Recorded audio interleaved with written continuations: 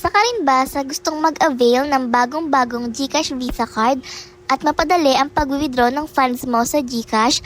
Then if yes, this video is for you.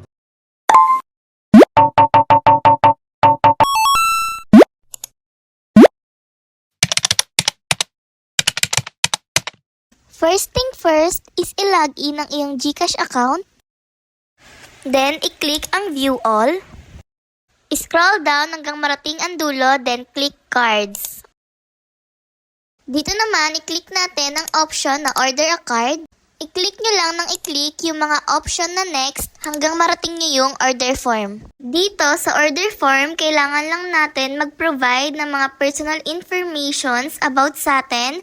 So make sure na tama yung mga infos na nilalagay nyo dyan, especially sa address na part dahil dun i-deliver ang Visa card. If meron naman kayong GCash Mastercard before and nagtatanong kayo kung magagamit nyo pa rin ba yan, ang answer is yes, pwede nyo pa rin yan magamit sa pag-withdraw ng funds until ma-expired yung card nyo. If tapos na kayong mag-fill out ng order form and na-check nyo na rin na tama lahat ng information na nilagay nyo, pwede nyo nang i-check yung terms and condition then click next. Reminder lang na dapat meron kayong balance sa inyong GCash account na 250 pesos dahil dun mismo kukunin yung bayad sa GCash Visa Card. 185 pesos para sa mismong card, then 65 pesos para sa delivery fee.